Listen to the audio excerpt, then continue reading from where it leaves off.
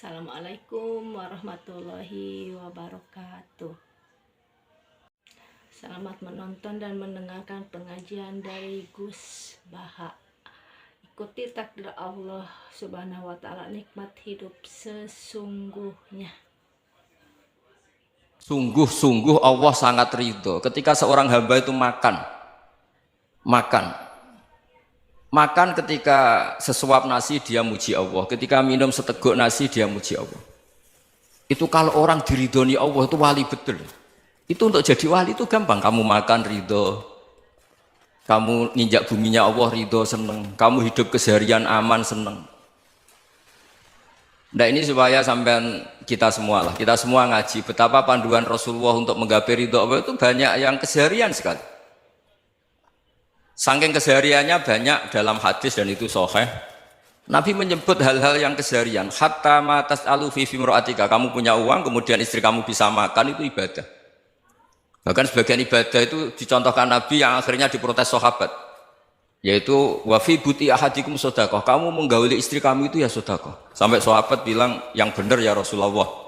Ayati ahaduna syahwatahu wa huwa lahu ajrun. Masa urusan biologis, urusan syahwat kemudian dia dapat pahala. Nabi menjawab, alai salawadu'aha fi haramin akana alaihi wisrun. Bagaimana kalau dia meletakkan ke yang tidak benar, itu kan dosa. Nah, hal-hal seperti ini yang saya ingin teman-teman semua.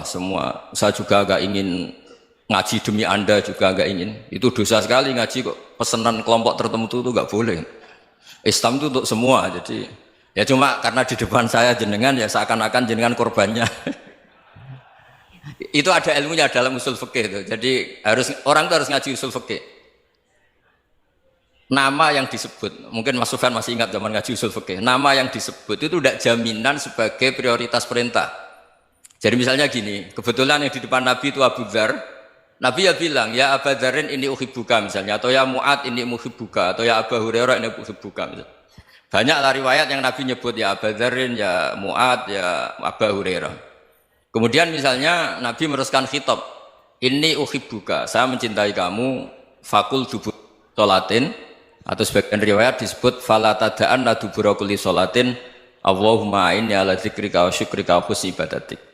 Saya mencintai kamu, siapa saja, Mu'ad bisa, Abu Dzar bisa siapa. Saya mencintai kamu, mohon kalau habis sholat kamu jangan lupa wiridan Allahumma inni ala dzikrika wa syukrika wa husni ibadatik. Ya Allah, tolong kami permudah supaya mudah ingat Engkau. Anda tidak bisa mentang-mentang, wong nama saya Parmin, nama saya Purnomo, itu yang diperintahkan Mu'ad misalnya. Jadi yang disebut satu, tapi khitab itu untuk siapa saja. Saya teruskan ya. Jadi saya mohon semua kita melakukan kebaikan itu, kalau dalam kaidah fikih disebut al yakin la yuzalu bisyak. Banyak kebaikan yang kebenarannya itu 100%. Tidak punya efek samping ke pihak lain, ke kelompok lain, ke komunitas lain.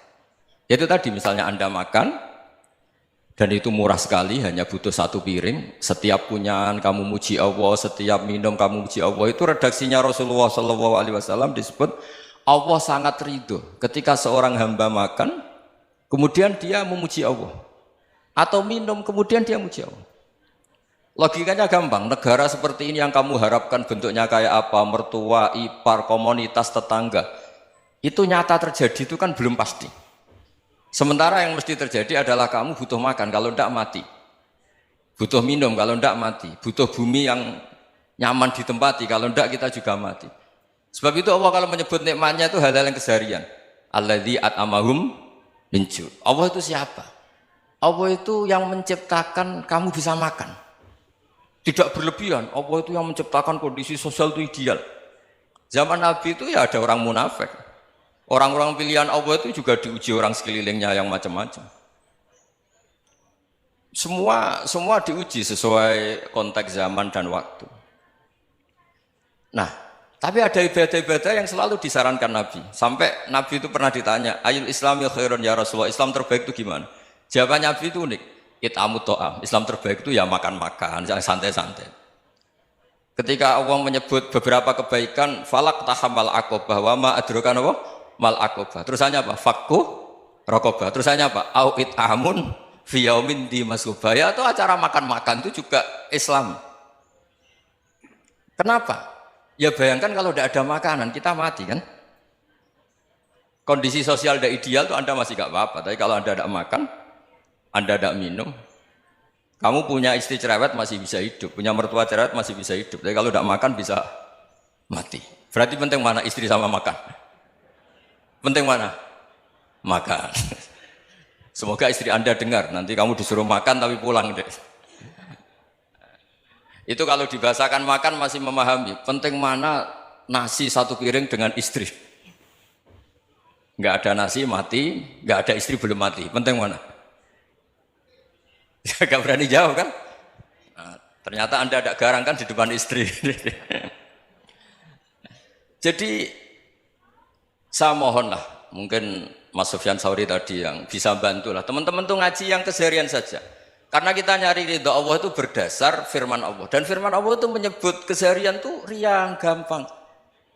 Yaitu tadi misalnya wa min ayatihi manamukum bil laili wan nahar. Termasuk ayat-ayat Allah itu kamu tidur.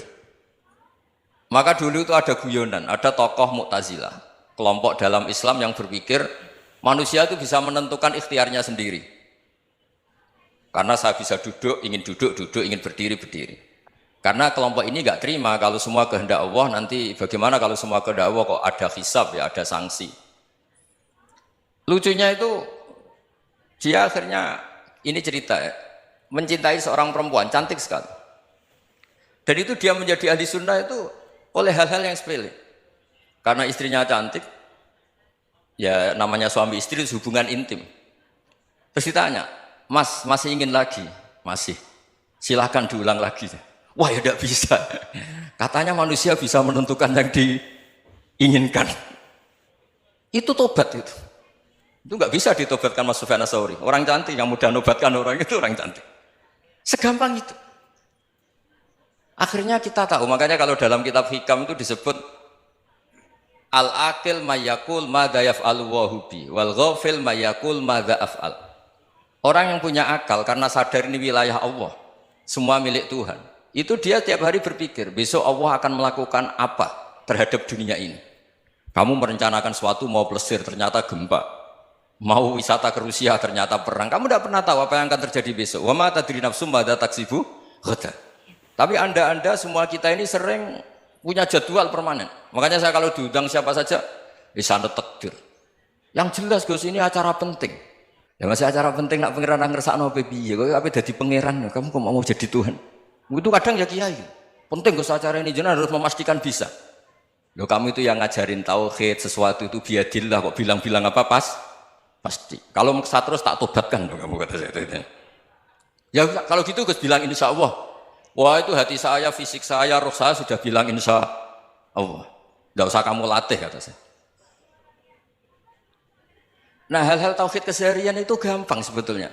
Wal ghafil yaqulu madza af'al. Tapi orang yang lupa Allah dia setiap hari bilang besok apa? Kita bisa melakukan apa? Seakan-akan dia itu aktor, dia penting, dia subjek permanen, dia. Padahal kita ini hanya objek kehendak Allah Subhanahu wa taala. Karena kita yakin sesuatu yang terjadi di alam raya ini kita tidak bisa apa-apa. Makanya saya sering ngaji, sering bilang saya. Ketika Anda mensifati Allah, Dia yang menghidupkan. Sudah itu tanamkan sehingga ketika kita mati santai saja. Kenapa santai? Allah punya cara menghidupkan kita. Zaman kita hidup juga gak tahu caranya ngelola jantung, ngelola paru-paru. Kamu juga gak tahu ngelola oksigen yang tidak beracun, tidak mengandung polusi. Tahu-tahu hidup. Gak ingin tua ya tahu-tahu tua. Gak ingin mati tahu-tahu mati. Selama ini kita hidup juga gak tahu apa sebetulnya. Hanya gaya tok, punya jadwal, punya planning. Kalau kamu bisa menentukan pilihan Anda, pasti Anda istrinya cantik, 4 neriman semua, kona'ah semua. Nyatanya enggak kan? Ada 1 jelek, cerewet. Oh itu kan, nyatanya enggak bisa apa-apa Anda kan? Dan kamu bawa mati lagi. Itu kan, istri Anda juga gitu, punya keinginan, punya suami yang ganteng, yang jabat, yang neriman, yang enggak poligami. Ya enggak kesampaian juga. Kalau kita ngitung tingkat kegagalan kita itu gagal terus. Ya kan? Nah, terus ingat Allah, madza yaf'alu wa hubi. Orang yang punya akal selalu berpikir Allah itu menghendaki apa terhadap saya. Dong sama-sama orang gitu. Ngelihat orang yang serius, itu kata Anda itu pemikir berat, serius. Senang punya tokoh yang merengut tuh, karena kamu anggap serius. Tapi sebagian orang anggap orang yang serius itu wong merengut, wong masam, wong muka kok ditekuk. Jadi sama itu hati ya muqallibal qulub tsabbit qalbi ala dinik, karena kita enggak tahu cara berpikir kita tentang orang lain, tentang sekeliling kita. Misalnya kita orang baik yang jenis ngrumat fakir miskin, ada orang bangun masjid mewah itu janggal. Apa artinya masjid mewah kalau banyak orang kelaparan? Tapi kalau yang jenis pendidikan, apa artinya masjid mewah kalau tidak bisa ngaji? Nanti yang jenis infrastruktur, apa artinya ini kalau semuanya punya sudut pandang yang berbeda-beda. Dan Islam mengapresiasi semua kebaikan. Tapi katakan semua kebaikan itu adalah kehendak Allah Subhanahu wa taala. Karena apapun baik Anda itu pakai fasilitas yang diberikan oleh Allah Subhanahu wa taala. Sehingga ini yang disebut qulillah tsumma darhum fi khawdihim yal'abun. Ya kembali tadi ke tema-tema bahwa keseharian Anda ini sudah Islami. Saat Anda tidak bisa melakukan apa saja. Saya sering ada jenazah, biasanya kalau tetangga meninggal saya sering disuruh ngelepas. Saya bilang orang ini baik. Karena sering ngelamun di rumah, sering nganggur di rumah. Ditanya sama anaknya, kenapa Gus nganggur baik? Ya kalau dia nganggur artinya juga agak berbuat sesuatu yang maksiat kan? Ya kan, orang nganggur di rumahnya ya tidak bunuh orang, tidak maling, tidak korupsi, ya namanya nganggur di rumah. Lah cuma istri cara pandang nganggur gak menghasilkan uang itu. Tapi juga gak menghasilkan kriminal kan? Jadi sebenarnya Islam itu cara, makanya kalau sampai ngaji usul fikih itu ada kitab usul fikih, namanya Lubul Usul, itu terkenal sekali di pesantren itu. Itu kalau ngapresiasi keseharian itu luar biasa. Izma min mubahin illa wa yatahaqqaqu bihi tarku haramimma. Karena keseharian yang mubah saat Anda lakukan itu ada kehebatan yang luar biasa, yaitu meninggalkan haram. Makanya dulu banyak orang-orang alim ketemu temannya itu guyon sampai semalaman. Itu biasanya yang semangat Islam itu kiai kok tidak tahajud, kiai kok tidak witir. Orang yang sedang mapan uangnya banyak, malam itu tidak kelayaban itu sudah luar biasa. Melawan nafsu supaya tidak maksiat itu sudah luar biasa. Supaya lupa guyon sama temannya semalaman sampai subuh. Gejolak-gejolokan ngenang zaman miskin, zaman kuliah gak jelas, zaman apa. Melihatnya jangan tarkut tahajud. Seperti ini meninggalkan tahajud, tapi meninggalkannya ini talkul muharramat. Jadi kayak apa hebatnya? Sehingga Imam Ghazali punya riwayat yang agak unik. Hatta takuna ibadatu akhiri hadil ummah iku an-naum. Sehingga suatu saat ibadah terbaik umat ini itu tidur. Itu kan riwayat kontroversi. Ketika Imam Ghazali tanya, kenapa iya? Kenapa kamu mulai keluar dari rumah itu sudah banyak maksiat, melihat perempuan yang enggak mahram, melihat fenomena. Tapi kalau kamu tidur itu enggak melihat apa-apa. Tapi juga kamu jangan nganggap tidur itu ibadah betul. Saatnya melakukan fardu ain malah masih tidur. Tapi itu sudut pandang yang menjadikan kita Islam itu gampang. Jadi saat Anda tidak bisa aktivitas apa-apa, misalnya ada beberapa orang yang lumpuh. Lumpuh itu memang enggak bisa Jumatan, enggak bisa ibadah, tapi dia juga enggak bisa maksiat. Tidur itu memang Anda saat itu tidak bisa tahajud, tidak bisa witir, tapi saat itu ada zina, ada maling, tidak gosipkan orang, tidak bully orang, tidak menanamkan kebencian, tidak hasud. Sehingga tidur menurut Allah Ta'ala wa min ayatihi manamukum billaili apa? Wan-nahar. Karena di tidur itu selain ada unsur istirahat, jaga kestamina, juga ada unsur meninggalkan beberapa keburukan. Nah saya mohon ibadah yang keseharian ini kita jaga supaya kita semua baca ayat itu fase itu tertanam di hati. Allah itu siapa? Alladzi at'amahum min ju'i wa amanahum min khauf. Dan Allah kalau cerita di Quran itu anna sababnal ma'a sabba tsumma syaqqaqnal ardha wa syaqqa fa ambatna fiha habba wa inaba wa qadba wa zaituna wa nakhla wa hadaika hulba. Kamu tahu saya ini siapa kata Allah? Saya ini adalah Tuhan yang menurunkan air, kemudian ada tanaman banyak. Habba wa inaba wa qadba, ada zaitun, ada tin, kalau orang Jawa mungkin ada tela, ada padi, ada mangga, ada pisang. Sudah. Wa inaba wa zaituna wa nakhla wa hadaika hulba, ada perkebunan yang lebat. Tujuannya apa? Mata Allahkum, silahkan kamu pakai, kamu nikmati. Tapi karena kadang kita ini punya ide-ide besar. Tadi untuk syukur saja nunggu punya istri riman, rumah baik, tetangga baik, komunitas baik, semuanya baik baru syukur. Lama-lama nanti ada di surga, syukurnya nunggu surga paling kelas A. Itu sudah ada yang menghuni Rasulullah, kamu nggak boleh di situ. Masa untuk syukur saja repotnya, masya Allah. Jadi mohonlah Quran yang kalau Anda hafalkan juz amma itu kan ada ayat-ayat yang kayak tadi. Ya, fal yang dzuril insanu ila ta'ami. Coba lihat apa yang kamu makan ya, dari mana? Dan untuk mempertahankan hidup kamu keseharian. Jadi jangan kira ibadah itu harus membentuk komunitas yang versi Anda. Ibadah itu harus yang hal yang mulu-mulu. Kesehariannya Anda alami. Loh, ini saya tidak bikin-bikin. Saya ngaji bukan karena berdasar pesanan. Itu ayat yang saya baca kan betul ada ayatnya kan. Fal yang dzuril insanu ila ta'ami. Anna sobabnal ma'ah sobba. Thumma syaqaqnal ardo syaqqa. Fa'ambasna fiha habba wa inabau wa qodba wa zaitunaw wa nakhla wa hadaika ghulba. Terusannya apa? Mata'al lakum. Silakan kamu nikmati. Mata itu silakan kamu nikmati. Ya kayak sampean dikasih hidangan ya makan. Ya sudah makan, habis makan ya minum, habis itu ngantuk ya tidur, ya sudah normal-normal saja. Kayak apa indahnya Islam? Tapi Anda mencari Islam yang gimana lagi? Nah itu yang diajarkan guru-guru kita, diajarkan sanad kita sampai Wali Songo, sampai Rasulullah SAW. Bahwa pada akhirnya ada jihad, ada perang. Itu dulu memang perang, bukan membunuh, beda.